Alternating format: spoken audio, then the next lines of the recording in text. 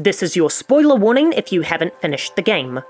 Borderlands has always killed heroes to motivate you, but Borderlands 4 knows death isn't the only way to break a character. Amara loses an arm, Zane loses his companion, and both lose pieces of their sanity. This sequel brutalizes beloved protagonists, yet refuses to kill them.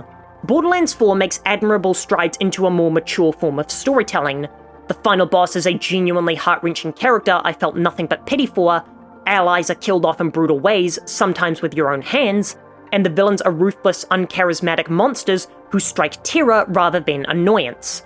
All of this is in stark comparison to Borderlands 3, which took the irreverence and devil-may-care attitude way too far. And nowhere is this tonal adjustment better reflected than how the returning protagonists of 3 are portrayed in this sequel.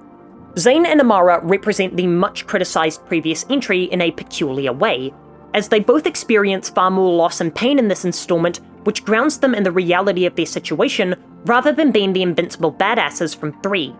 This is most clearly seen when Amara gets her arm cut off by vile Lictor, not in a moment played off for comedy or slapstick, but as a way of establishing the stakes to the player by showing them that sirens can bleed now.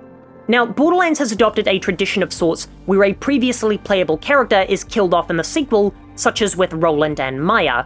Borderlands 4 is the first game in the series to avert this trend, where its more grounded nature would oddly make it the most fitting. To me, this is because the game isn't going for dramatic stakes to help motivate the player against the Timekeeper. Instead, they show the real pain and suffering of Kairos and the Crimson Resistance in order to rally the player against the Dictator.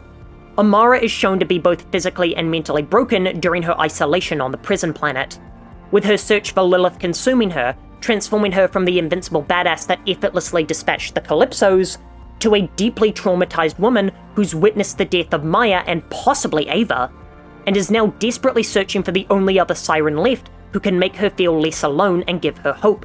It also shows Amara's dedication to rebuilding her past life with the Raiders, as she's the only one still searching for Lilith, the only one still holding out hope that her leader is alive out there. This dedication has almost completely broken her, as while Zane, Moxie, and Claptrap are still their usual selves, Amara is far and away the furthest from her Borderlands 3 depiction, no longer cracking wise or displaying overconfidence. But she's genuinely lost without Lilith's guidance, and if Hermes wasn't there to keep her tethered to her old life, she almost certainly would have gone insane in those mountains.